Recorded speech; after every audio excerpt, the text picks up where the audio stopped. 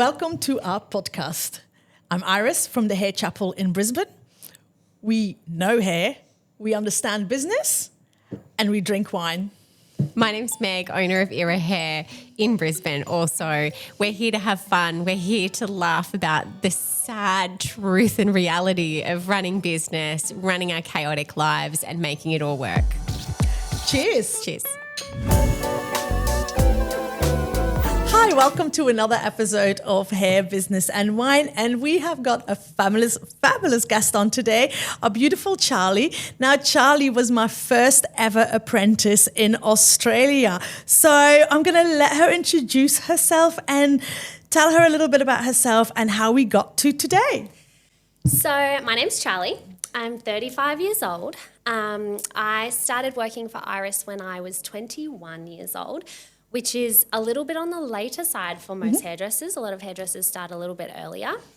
And I worked in Iris's first salon in Australia. And before I worked for you, I really didn't know what I wanted to do. I was kind of just finding my way in any industry. And then as soon as I started at your salon, I knew this was the thing. And I've never, ever doubted that ever since. I've never questioned, should I be a hairdresser? Should I not be a hairdresser? I've known this is it. This is what I love. So yeah, I'm in the process. I've been working for myself for 10 years now. I've pretty much been fully booked for the last 10 years, about 2 months to 3 months in advance. And I've decided to take the leap and open my own salon in Raby Bay. It will be called E23 Hair and it should be open end of March, early April, and it's going to be a beautiful New York-inspired salon. So I'm really excited about that. I love that. And that just shows you the passion that you have for the industry. And, you know, when you do things like that, it is passion that really drives you. And we're gonna go into, obviously, now that you're gonna have your salon, you're gonna have to have staff as well, and different story. And one of the things that has really driven you to get to where you want to be is the education part of stuff. And we were just talking about it earlier on. So tell us a little bit what it really was that drove you to become such a good, amazing expert in your field. Oh, thank you. You're welcome. To be honest, I think that shifted throughout the years. In the beginning, you were always very big on education, and I've gone to many different salons. I've worked in quite a few, and I received the most education from you in the salon. When I've done education in the past in other salons, I've had to say, can I please take annual leave? Can I please do this? Can I please do that? And it's all self-funded. And it's just been because I wanted to be the best in the salon, to be honest. Isn't that sad though, that you have to do completely like self-funded? That to me is mind-boggling. I'm not saying that shouldn't be part of your future education as a passionate hairdresser, but the fact that you didn't get education, that to me, my mind boggles. It's crazy to think maybe if I didn't start with you, that was kind of in my mind as the expectation because you set that for me. But what if I had started in another salon who didn't really give education? Would I then have never expected any and not reached out to get it myself? And I would have ended up a very, very different hairdresser. And not liked it because I think in the industry, definitely people this day and age for sure, they are looking for so much more than just a paycheck. They want to belong. They want to be part of a brand. They want to have that education as well.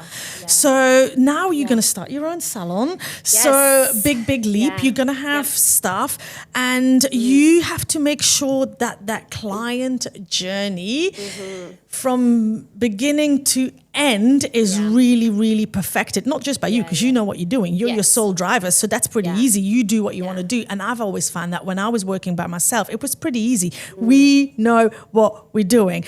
But you're going to have to communicate that to your members of staff as well. So you've got a bit of a system set up, and I'm all for systems, because if you haven't got systems, you don't know, you're not the driver of your ship, and you're all over the show. So we're going to start with the consultation. We're going to start with the very beginning. So your client walks through the door, let's say they've made their appointment. That is very important as well.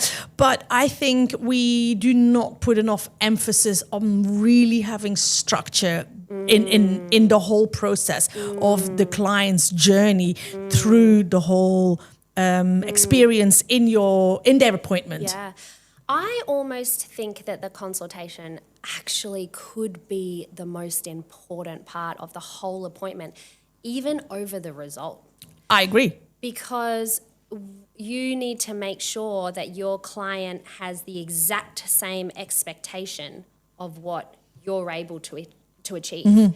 And so even if your client, if you had said to a client, for example, they're not getting their hair styled afterwards and their hair's fluffy, frizzy, not a great texture hair, and you've done a beautiful colour on them, but you're just blasting them off afterwards, their colour's not going to look beautiful. No. It's not going to look Instagram worthy or anything like that. So it's so important to be telling them that about their colour and say, look, this photo that you've showed me on Instagram is absolutely beautiful. And I may be able to achieve that colour on you, but even if I got it absolutely perfect with you walking out without your hair styled, it's not going to look exactly like that photo. No. So I feel like the consultations are the most important part of the whole appointment.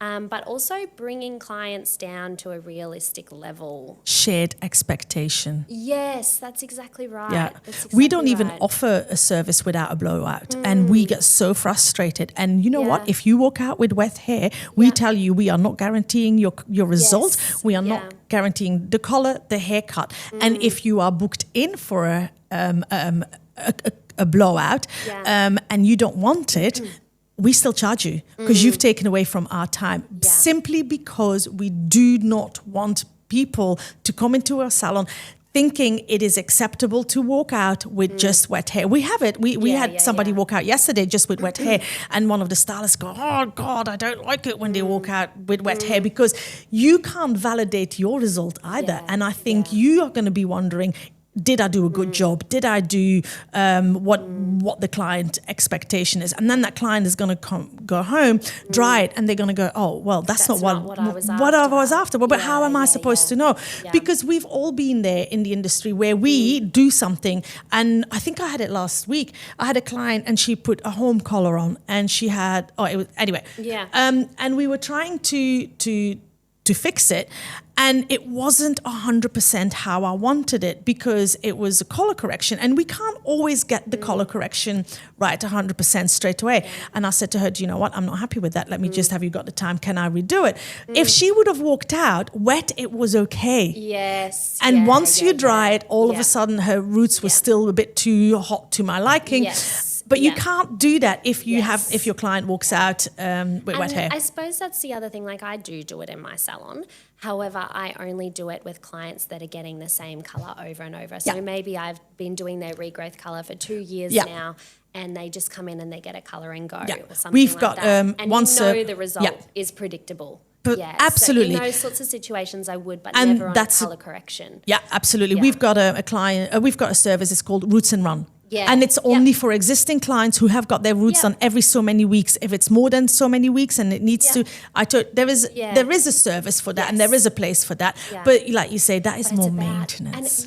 And it's about communicating that to the client as well. The client has to understand everything. And even a point that I wanted to touch on that you just said was you can't always guarantee color results. You can't. No. And us telling a client that doesn't make us look like a bad hairstylist. No. It actually puts us in a point of we've got so much expertise that we know what we're talking about when we say, look, today I don't actually know what the outcome's going to be. I haven't done your hair before. You haven't had this colour brand on your hair before.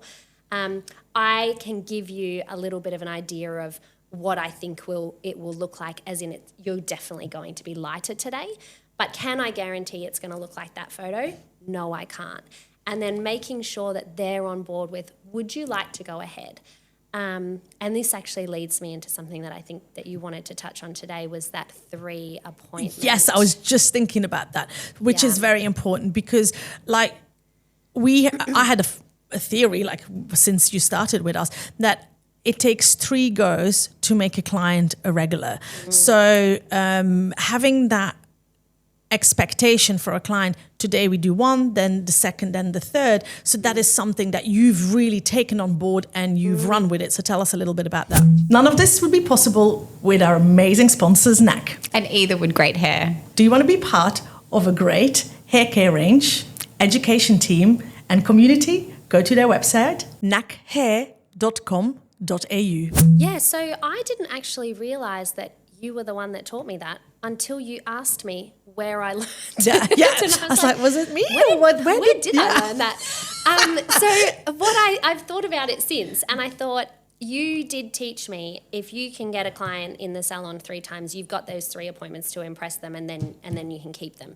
And in my mind over the years, it's kind of morphed a little bit to the point where that's what I actually say in my consultation to a client. So usually if I have a new client in the chair, I always say to them, look, today I'm not going to be able to guarantee any results. I haven't done your hair today. I explain to them that there could be 2 people in the chair with identical hair textures, identical hair colour, but they've got completely different hair histories. And so I could do the exact same thing on both of them and it will turn out completely differently. Absolutely. So I sort of use that as an example for a client, but then I go on to basically say to them, if you can give me 3 appointments, that's when we'll know if we're a good match or not. And it's okay if we get to the 3rd appointment and you decide, okay, my hair's not heading in the direction that I'm wanting, or we're not sharing the same vision. That's absolutely okay. But those 3 appointments gives me the opportunity to go, okay, their hair responded like this. Next time I'm going to change it and I'm going to do this. But also for them to see that process and also to see the note taking as well that a lot of hairdressers don't do. I know. It also gives you a chance to build rapport with the client. It gets them used to the experience that they're having in the salon. A lot of clients have anxiety going into new salons. Very much so. So if you can just bring them down to your level and say, we're most likely not going to achieve the result that you're after today. And that's coming from expertise. But if I can have you for 3 appointments, I can guarantee you that I will try my absolute best. Yep. And I always say to the clients, please, please, please be as honest as you can with me. Yep. If you're liking something, if you're not liking something, give me as much feedback as possible, because I go in and I write it all in my notes. And from there, I've got a detailed analogy of, okay, this was my result today. This is where we're heading. This is what I do differently next time. And I don't really ever have any clients that don't stick with me after the 3rd appointment. And this is it, isn't it? I think if you're really thorough and you've got that progress, then you are setting yourself up for success. It's that under promise, over deliver scenario. That's exactly and if you do right. that, that is something that is so important. And I've got a big team, right?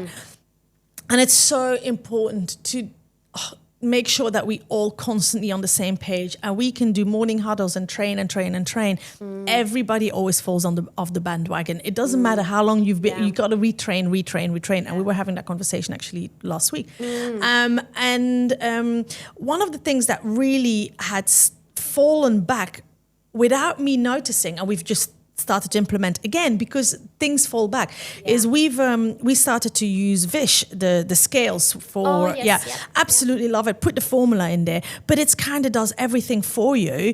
And we also have Katumba, and I think we weren't using both simultaneously in the best of its ability. And I stood back and I had a bit of a think about that, because we started to have some issues with having such a big team that some people are like, my clientele come to me. My clients don't go from one to the other. But then we've got a lot of people who come for the salon, and all the girls are absolutely amazing. But sometimes you've got a little bit of an intricate placement or something like that. And everybody is going to have their interpretation of their placement. Definitely. None of it is wrong. Definitely. But if you have created something and the client really likes it, and then you go with the other stylist and you need to replicate that, but you don't know what the placement is, you're in trouble. That's a really, really good point, because I have I call it my signature placement. So for a quarter head of foils, half head of foils, three-quarter head of foils, when I'm writing my notes, I say I've used my signature placement for XYZ. My future staff don't know that what placement yet. Yeah. But also when a client books in online and they book in for a quarter head of foils, I also in the consultation say to them, I could do a quarter head of foils in 3, 4, 5, unlimited amounts of different placements, and it's going to give you a completely different result. Correct. So what I usually try to say to them is if you were to do a mohawk section with a quarter head of foils and you were to do all slices and you were to let that down, you're going to be incredibly blonde. It's Correct. going to look like you've had a full head of foils. But if you wear your hair up in a bun, you're going to have all of this all dark and then a big blonde patch on top. Or if you were to spread that quarter head of foils out throughout your hair and just do a little bit more along the hairline, which is what I tend to do a lot, you're going to have a very subtle. So you may think, but I'm paying for a quarter head of foils and the result is barely any different. Correct. And so again, I think it just comes to communication. Educating the clients and educating your stylists to educate those clients. Correct. Absolutely. Yes. We have got, obviously, again, very big staff.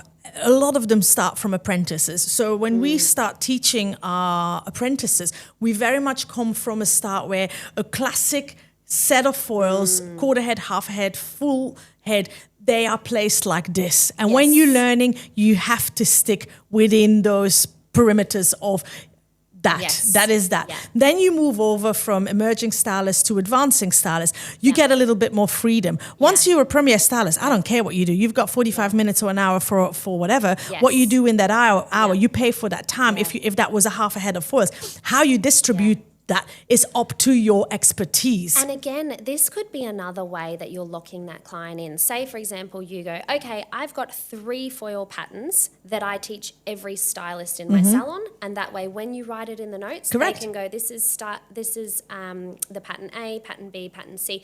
And those clients know that you have those foil patterns because you educate them. They feel more comfortable going to other stylists because they know they're going to get the exact same result. But if you were then to start doing freehand, freestyle placements on their hair, again, I think these are things that the client has to know because when you choose to do that on them, you then have to say to them, just letting you know, I'm doing this completely customized. When I write this in your history, if there's ever a time that I can't do your hair, I won't be able to replicate that. Somebody else won't be able to replicate that on your hair. However, I will write down the result and what it looks like so that they could then. So it's just giving them that sense of security that even though they may only have a relationship with you in the salon, they need to know that every single person in that salon knows their hair colour and knows exactly where to put those foils, knows where. That way, if there's an emergency and something happens and it's, you don't have to cancel that client. Exactly. Absolutely. So we started as of last week, and I don't know why we haven't done it sooner. And like I said, we have Forest. You can take pictures of your clients. So I said to the girls, take pictures of your placement, or if you do something fashion-wise that is completely different, then take a picture of the sectioning. So we upload it in their file. And that's what we've started to do. So that made sense now because they all were thinking, oh my God, I'm going to have to write an essay and I haven't got time to do what I'm doing for the moment. No. It's not about writing an essay. It's about making it clear enough so that the other hairdresser understands it. Because if you've got 2 formulas in there and you do one color at the hairline and another color at the back, how far do you take that hairline? Was it 2 centimeter? Exactly. Was it 4 centimeter? Yeah. And that was one of the things that made us think last week because I had a client in who we do exactly that. And it's been interpreted in the wrong way with different people, and we went like, we have to start taking pictures of the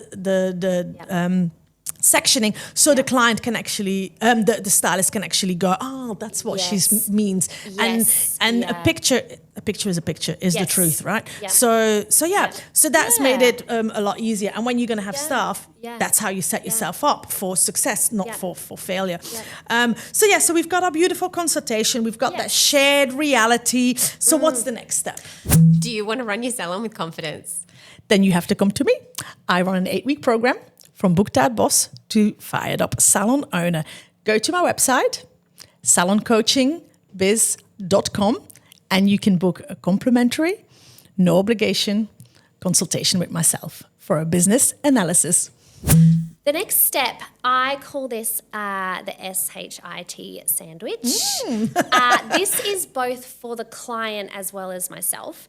And again, I think this is just something that I've evolved. I can remember a friend of mine, I think I was actually talking about my relationship at the time with my husband and how do I get him to do this or how do I get him to do that? She's a psychologist and she had said, you give him an SHIT sandwich and then it feels like you're not, you're giving him something good to feel about, but you're still giving him constructive criticism. So basically what it is you want the two pieces of bread are the two pieces of good information and what's inside is the SHIT. So you start with good, you don't have the great stuff in the middle, and then you finish with good. So I think I've just taken that on and then applied it to how I communicate with my clients. So I have a communication process after I've finished doing my clients, usually when I'm in the final stages of styling their hair. So when I'm applying hairspray and I'm combing out curls and things like that. That's when I start giving them my verbal color analysis of what we've achieved today. So usually I will say something like, I'm absolutely loving the foil placement on this. This is looking so good. What are your thoughts? And I'll ask them how they're feeling. And then I'll say, you know what I'm really excited about though? Next time, because you want to give them a sense of something, you know, that you want them to be excited. You want them to have the journey with them. So I'm really excited. Next time, I just want to do a few more lighter pieces through here, but I'm loving the depth here. I want to pull that through. So what do you think? Do you think that'd be something? And you get them excited about it. But that was actually the bad part. That's you saying, I could do this better. But they're only seeing it in a good way because you're going, next appointment, if you like this hair color, at your next appointment, I'm going to make it better. And I know that I can. And then you also finish on something good as well. So I do that with my clients in the chair. So that's how they're ending their appointment is they love their hair, but they're already looking forward to next appointment. And then I actually give myself that. So when I write all of my histories and my notes, I put that into my notes. Even down to how I style their hair. You know, if you style someone's fringe and you're blow drying it forwards and it looks absolutely killer, it looks amazing on them, you do it on the next lady and you're like, you know what, her forehead is too small. I need to be blow drying it back off of her face because we don't want to be closing down her face. So I'll write that into their notes and go, on this client, don't blow dry her fringe forwards. Or on this client, her curls dropped really fast, so go down a barrel on the next time. I'm not necessarily telling the client that I'm doing that. No. And they're happy with the way that I've styled their hair. But I know at each appointment, I'm making mental notes on how can I do it better. Yeah. And there's it can never be perfect. No, and I can't agree more with that. And I think that is such a thing that really is getting wasted in our industry. It's the fact that we do not, we've got a result that we like, and this is it. You've achieved, nirvana, which is far from the truth. And coming back to those 3 appointments, I say it to my girls all the time. You have to work on your 3 appointments because you have to have a plan. If you don't have a plan and they feel like they got another just hairdo that they could have gotten anywhere else, what is going to make them come back to you? You need to make them a raving fan about you. And if they don't, then there's no reason for them to come back to you. So if you, like you say, if you're an emerging stylist, you can't customize yet. That's we're not talking about that. And you just start with the structure to begin with. And at each appointment, you're slowly changing things. And before you know it, you get 5-10 years down the track and all of your clients have completely customized, bespoke hair colors. They know that. Yes. If you don't tell them that, they don't know that you're doing that for them. They don't know that the service level is actually up here if you're not telling them exactly what you're doing. Because most people book in and like you say, they want a half a head of foils, a toner and a blowout. Boom, done. A half a head of foils, a toner and a blowout. And I've been really struggling with just that analogy of a half a head of foils, a toner and a blowout because it sounds so generic and we've been trying to work on like packages and then you don't want to have your packages sound cliche or cheap. It's a very tough hard line. to toe the But then line. if you give a name to something, then the expectation changes, and then you have to be able to deliver as well. Yes, So like if you have a Summer Radiance person, Yeah. a package, and someone walks in with jet black hair, Yeah. and they're thinking Summer Radiance, I'm but gonna maybe look like the that. Summer Radiance was only a half head of foils.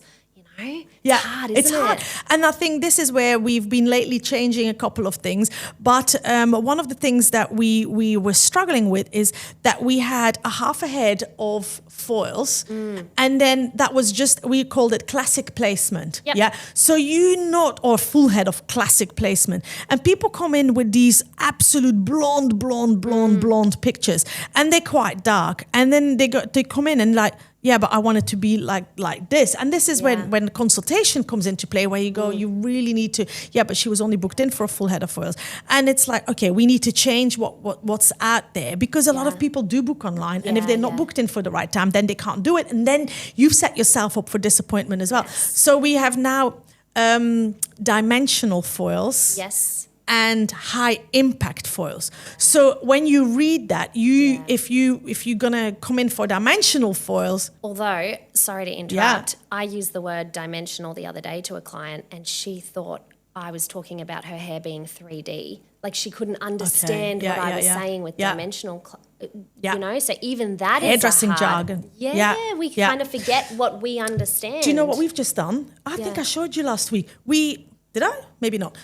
We've laminated a couple of yes. Yeah, so yeah. we've literally gone. This is dimensional foils. Yes. This is high impact foils. So we've done that, and then we've also made pictures. If you're a level 5 or 4 and you want to be platinum blonde and you want dimensional foils, you're gonna have your dark showing through that, because people don't They can't understand. And if you have a picture, you want to be that. Well, then I'm going to have to either do a full head of high impact foils, back to back, whatever. You're going to be here for hours. Yes. But you're going to have to pay for it. Yeah. And if not, that is going to be the look. And if not, we have to gradually get there. And again, it comes down to that consultation, but also help your staff with tools so clients can visualize it, because it's all on the internet. And on the internet, people come in with AI pictures now, and they want you to be able to recreate it.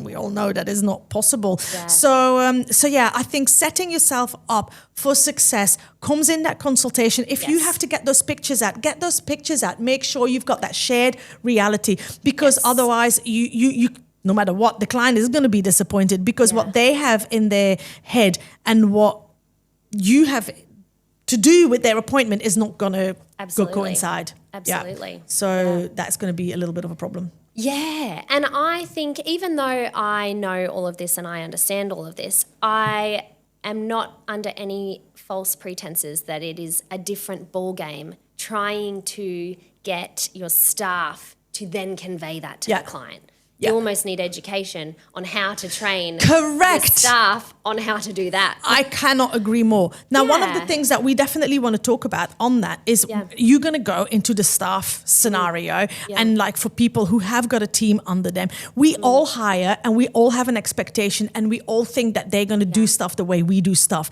And they all think they're going to be able to get on that floor and they're going to be writing those consultations and this and that and the other. No.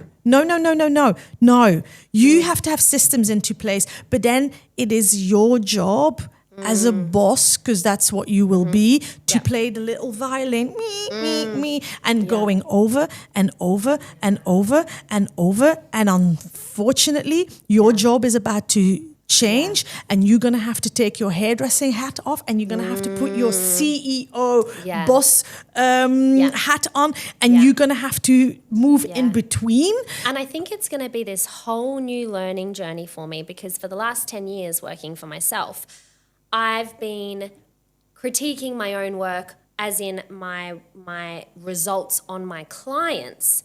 But now I'm going to have to be critiquing my own work, as in my results, not of my staff, but on my staff. What's working with what I'm teaching them, and what's not working with what I'm teaching them. How do I have to keep, I know that I have to learn to pivot in this journey. Yeah. And it comes down to having systems into place. And I'm not saying that you need to dumbify it, but you need to make it extremely simple so they understand it, they can convert it, and then they can sing of the same hymn sheet as you, because you are great at what you do. Your expectations is very, very, very high. Yeah. But you need to understand that if I'm going to be an apprentice at being a boss. Yes, definitely. So I'm not going to start as a boss with as much hair knowledge as I have and as much client rapport as I've gained over the years. I'm going to make lots of mistakes. And again, that's me being realistic with myself and going, I'm probably going to start down here as a boss. Yeah, 100%. I'm going to make mistakes, but I have to keep on evaluating myself to just keep on building those building blocks. Yeah. Because that's what I've done in hairdressing. Exactly. And I've been successful doing that. Yeah. And I've had it in the past where I go to my team, I'm like, we're going through some changes. I have no idea what it's going to look like. You're going to really have to bear with me. Yeah. And we might put some things into place and then we're going to have to completely change them. So I think being accountable to your learning, to your staff is really good as well, because you don't know sometimes when you implement something new if it's going to work. Yeah. The other thing is as well, when you have got a team, I think, which is very important to know, is if you want them to be as good as you, or you expect them I want them to be better. then they can do it themselves. I don't want to be the best. Then they can do it, go out and do it themselves. Yeah, then that's you true. really have to find the staff that really are really good, but don't want to go and work for themselves. And that is Yes, very I tricky. do remember you saying that 15 years ago. Yeah, and here we are. what I Yeah. So, and I think that is where one of the things that is a problem, because you want everybody to be better than you, but if they're going to be better than you, they're And going they to go wanna off and go and do it themselves. Yes. You've done it. I've done it. I've had an amazing boss when I was younger. We've both done it, and that's how growth happens. Yes. And then you've put all that investigation, all that training in that person, and then they go off and start a salon around the corner. And but that's, you know what? Don't ever you start around the corner. I don't even mind. And that's the thing. I think that I'm learning that we are all in this together. Yeah. We Yeah. just have to cheer each other on. Yeah. Like, we are literally going to have salons within 2-3 Ks of each other. If that, yeah. And it feels good. Yes, I feel know. like if there's a service, again, it comes down to consultation. If I don't do short cuts and blow dries, anything shorter than a bob, it's not my thing. Yep. I don't have expertise on it. I haven't trained extensively in it. It's just not my thing. I give them your number. Yeah. I say, go to Iris. She's fantastic at short, edgy, cool pixie cuts. So I feel like I would want to support your business, If there's anything that I think, no, that's not something that we can do well in this salon, but Iris's salon does it fantastically. Here's the number to Iris's salon. I have never seen another hairdresser opening up as competition. Yeah. What you do has got nothing to do with me. Yes. You race your race. And we've Yes. had another one of our beautiful stylists, Shella, who opened a salon literally within meters from us. Yeah. And we went over there and Yeah. we've supported each other. Yeah. I just think in our industry, it's just not done enough. And I think salon owners are so hang up on the fact that a person goes off and starts their own thing and take it personal. I think you just have to reflect. So say, for example, I open up and then my clients see your beautiful salon and they see ads, your marketing or anything like that, and they go over to your salon and I lose them forever. My mindset isn't, oh, Iris is taking all my clients. My mindset is, what am I not doing? Correct. What am I not giving the clients that they would want to leave me? Correct. And so I go straight to being competitive with myself. Ownership. Yeah. You take ownership. Yeah. No, I totally agree. I think there's so much we need to talk about, so I'm going to have to get you back for another episode. So we're going to have to cut it off pretty soon. No problem. So Charlie is very into education as well, so do follow her on Instagram as well. Thank you for being so for inviting open. me. You're more than welcome, and First I wish you podcast. all the best on the salon opening up in March. Thank you, And we hear when we can do some training together. Oh, that's something we should do. Collaborate Totally. with training. There you go. Yeah. Set up for that. Get the two teams together. Exactly. Awesome. Thank you. See you later. Thank you for watching. If you like what you see, follow us and like it. And if you want to leave a comment, please do so. See you later. Bye. Cheers.